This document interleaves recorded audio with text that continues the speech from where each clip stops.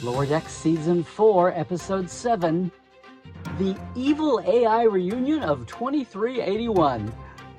Bet you didn't have that on your Cerritos bingo card.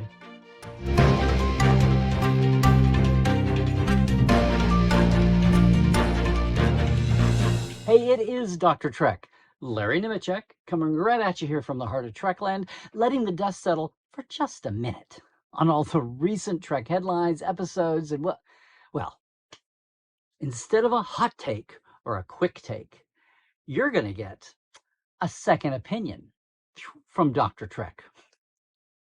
Hey, look, I have been writing, editing, authoring, interviewing, commentating, analyzing, hosting, dot connecting, and yes, witnessing and fanning Star Trek for a while now. And I just want to say, for a few badgies more, which now we know is all about math and not about for a few dollars more, which was the second of the Clint Eastwood spaghetti western movies of the 60s. Which really doesn't have anything to do with this episode, or vice versa. But it does mean a triple whammy of the evil overlord gallery that, well, passes for that in Lower Decks. You knew it was coming. You knew it was coming. Okay, now it's true that Badgie really doesn't share screen time with Agamus and Peanut Hamper, right? And maybe it's a bit of a stretch to call Peanut Hamper evil. I know. But I want to ask, was this done to soften the spiking spiral of fear around AI? Was this a tool of our overlords to try to get us to trusting evil AI again? Oh, wait, this was written by writers writers like Edgar Montplaisir, who's, well, let me read you his bio at Upright Citizens Brigade, okay? He is a TV writer and filmmaker. He's worked on Blackish, Dear White People, Everybody Still Hates Chris, and the blackest show of all, Star Trek Lower Decks. That's what it says. Hey, he has been he's a writer, producer. He started this season, and this is his first writing credit for Lower Decks, although he had 30 credits on Blackish. And he helped write the 2019 Emmy Award show. Meanwhile, our director this episode is Bob Suarez, and this is a familiar pattern too. He had directed 3 each on season 1, season 2 of Lower Decks, was gone last season. He's back on the 4th. This is his second title. He's already helped to give us Something Borrowed, Something Green. Okay, there's an instant classic.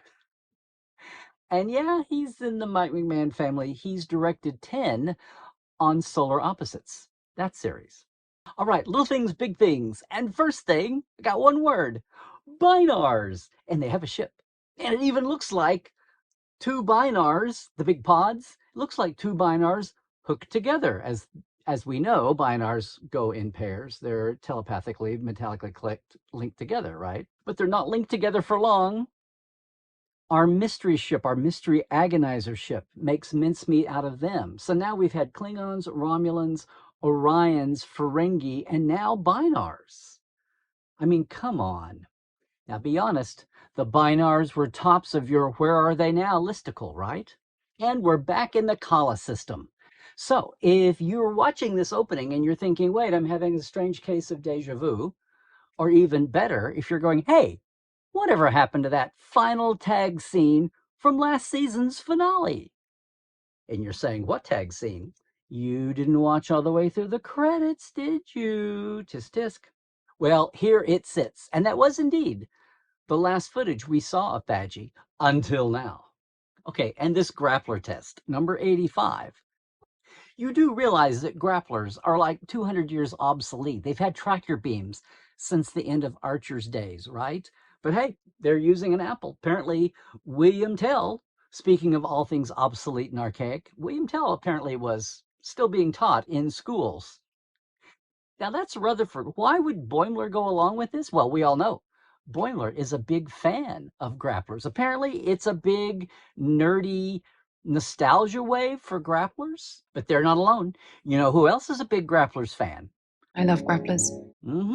That old scientist herself, And here we are, back at the Daystrom Institute, looking at, yes, all the self-aware megalomaniacal computer storage inmates playing basketball, right, lifting weights, right. But here is Lord Tyrannochillicus, who, if you go back and see, he's in counseling, which is hysterical. But if you go back and look, the very last time we saw Agamus at his storage wall, his inmate cell, if you will, at the self-aware megalomaniacal computer storage wall, Lord Tyrannochillicus was actually his next door neighbor. He was in the cell to his left. No, I'm serious. Go back and check. Now, I scanned all the inmates here in their yard duty, and I didn't see the CBS evil eye anywhere. But it's like Lord Tyrannochillicus is just like all the other extra background crew people on the Cerritos with animation. You watch them come, you watch them go, you see the master shots, you see them in the background of the bridge or the bar, and then one day somebody gets a name and they get lines. Someday we're going to see that entire wall at the self-aware megalomaniacal computer storage wall. Is everybody going to get a line? You get a scene and you get a scene. I guess we're just stuck watching and waiting to find out. I mean, it's not exactly Tantalus 4 or Elba 2 here. It's nice to see the counseling circles, even though it's obvious that people can still be faked out. Look, we've got guards with phaser rifles. And hey, we're only 4 years away from the synth attack on Mars, no matter who caused it. What's cool is this plan that Agamus and Peanut Hamper had after they broke out of the joint to rendezvous. Turns out Montanita is actually a real beach resort in Ecuador.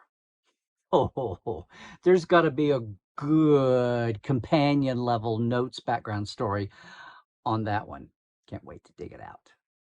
And yes, Tyrus 7A, that station's right out of Dr. Farallon's, well, where the exocomps were born, way back in TNG's Quality of Life episode. And did you notice? They're totally complete with, and now we know the name, Billups tubes. Oh, so this episode we have the USS Vancouver. Last episode, I didn't mention this. We had the USS Toronto. Do I sense a pattern here? What are these? The Canada class? The Looney class? It's the two main production cities of Star Trek production in Canada. Titmouse Studios is in Vancouver. And the deepest cut of all in Big Things, Little Things, the Lassie movie that all the AIs were watching. What a deep cut. It's the 50th anniversary of animation. Lassie and Lassie's Rescue Rangers was a filmation series and was actually on screen as part of Spock's image conveying to the vampire cloud in One of Our Planets is Missing. That's canon. And happy 50th again, animated series. And look, I know Lower Decks is all about the meta, all about the absurdist, but this was a trifecta here. I mean, you've already got Freeman saying it's probably some sort of a mind game, but you'd better hear him out. All right, then we jump to good old Mariner, of course, saying, oh, have fun with the sinister robots who definitely aren't trying to help you. But I think my favorite of the meta-mantastics here is, yeah, looking at the disaster that is Plumeria after all this death and destruction. Starfleet definitely couldn't reverse this in an hour, you know, the 60-minute frame. Okay, questions. Do we get Daystrom Station out in space, way out in space in 20 years because of lumping all these dangerous AI right there at Daystrom Institute on Earth in beautiful coastal California? I mean, it's not a hell of a lot better than having all those anomaly rooms on every single damn starship out there, large and small. I'm just waiting for the other shoe to drop on this. And this is so small, it pricked up my ears. But Tendi makes a point to say, on the beach in Ecuador, we have no fine sand on Orion. We just have those jaggedy black pebbles. Is that something that's going to factor in later? But look at these characters. And speaking of meta, I'm looking at Boimler, and he's with Tendi. And I think this is the most meta I think this is the most laid back I've ever seen Boimler. They both know that they can take back control from Agamus, and they just let it. It's the most, I don't know. I feel like Boimler has been the most overlooked of all the fearsome foursome in these recent episodes. But then maybe again, he's growing very quietly. And everybody gets a moment in this one, especially Rutherford, I'm going to say, because he's the one battling Badgie. But really, most of all, yeah, we get the Yakko, Wacko, and Dot of Lower Decks in this one. And that's the main point of the episode, right? And it's a great opportunity to have Jack McBrayer come back as Badgie, have Jeff Combs, the great Jeff Combs, of course, as Agamus, and Heather Donahue, her third go-round as Peanut Hamper? Oh, it's totes ridic. So Agamus. And I still want to know what that acronym stands for. They write it with all capital letters. It's got to be something. But I love him here with his little, Echo Papa type drones. They're black, but they have spikes. And of course, the obligatory red evil eye. And it's always made just a smattering of sense, but here it is so absurd that he's the all-powerful artificial intelligence, and yet he has to be carried everywhere by his lackeys, or better yet, his sack of chemicals. I mean, I think that's almost as good as ugly bags of mostly water. And of the three, Peanut Hamper may be the most surprising. And now I know, I said she was never the most evil. She always was just more annoying than evil and unpredictable. She's chaotic neutral. If you're a gamer, I don't know. What was so twisted for Peanut Hamper to go where she went and then to turn around and be back where she is now? She wasn't the furthest gone. I mean, here's a radical thought. Is she turning into, like, I don't know, a commentary, an echo, a parallel for her own Beckett Mariner? As in being basically okay, but so twisted that you get in your own way until finally something comes along to untwist things? In this case, family. And if you look at it, maybe Peanut Hamper here is giving the audience the same kind of perspective that Quimp did last episode, the Ferengi show. Am I going too deep here? But oh boy, it's Badgie. It's Badgie here. Now look, we all know that Badgie is named for, okay, a com badge gone wrong. But it didn't occur to me until this episode, and boy, is it in your face now. Anybody else? That com badge? Okay, Badgie, bad, as we see, yeah, as we play on that forever. I mean, was this planned all along? Badgie? Goody? Logicy? I mean, it's like the best first grader's name for the characters in a stupid morality play. Was this planned a long time ago, or was this just dumb luck for this episode? So we wind up with Badgie and Good G and Logic G. Okay, but what I want to know is, was somebody on staff a big fan of 2250s Starfleet uniforms? I mean, we've got gold, bronze, and silver. The goofiest division covers ever. I mean, when that one quartermaster in supply admiral kept enforcing that he wanted those colors, he was mad because he couldn't make tan stick as the ops color, so he came up with this as a distraction. Oh, boy, the metals on blue era. Thank God we passed out of that. Anyway, our assortment of G's here in deltas just seems like a statement to me. But the whole thing is also, what, a hilarious homage to The Enemy Within? The split?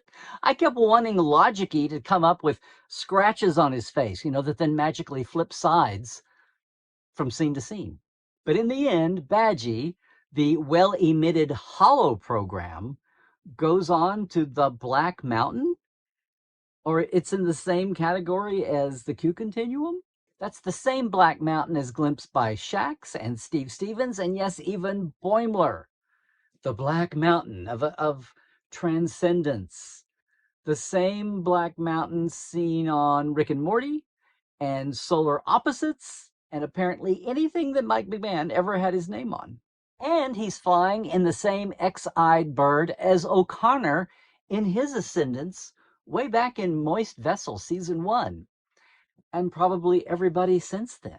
And the giant koala of the universe. For a minute, anyway. So, yeah, Agimus, Peanut Hamper, and Badgie ascending. I feel like I just watched a Q episode where Q lost his powers and the worldview was irrevocably altered. And they all go humble. But most of all, Rutherford is now stuck with Goodgie, and Badgie is truly gone? Maybe I'll believe that when I see it. Come on, season 5. But I gotta say, it's an hysterical build up to another one of those viral invasions of all things Starfleet, all things Federation, you know? So take that board, take that Valdecott, and you know, Rutherford and Mariner, it was exciting. But by God, I think Lower Decks has exceeded every other Star Trek, even Discovery, for exciting anime spacesuit flying solo through space scenes. Feels like it happens every other episode now. Mariner and Rutherford, Tendi and Boimler. By God, they finally did it. They finally cross-paired the fearsome foursome. But you know what else occurred to me? For the second time in a row, second episode in a row, after that incredible buildup of character building, no T'Lyn. No T'Lyn for 2 episodes now. Now you know she's going to be as the year winds down. But it's almost like they had to rest it a little bit so they could focus back here. I will say though, this season, this whole Agonizer mystery ship plot, it's been amazing how each episode has been its own. We do have that runner. It has even driven some of the plot, the motivation, what's going on. It's driving some of the action that's happening, whether it's the Betazoid intelligence agents, or it's undercover, or it's what's happening with Ferenginar and Lita and Rom. It's what's happening with driving for intelligence. It's Boimler staying on top of Agamus here to where he finally gets the hazy scan. So it's really, I know it's animation, it's only half hours, and it's only Lower Decks, but it's kind of a fun way to keep a running story going. And you know it's going to pay off. We're down to the last 3 episodes. Where are we going with this? I can't wait. I really can't wait. But look at the character building we've had this season of our little animated friends. But before we go, I have to say one more thing. Really? Peanut Hamper's dad is Kevin? Okay, I've gone deep, I've gone shallow. So maybe this is a good time to sign off on this second opinion. But what did you think? What did you think? What did you think about what I thought? It's a perfect time to leave a comment below. And while you're at it, hey, how about liking and subscribing, right? Boost the signal. I dare you to subscribe for some sanity in Star Trek. Hey, most of all, if you appreciate Dr. Trek's point of view and the way we do things at Trekland, I invite you.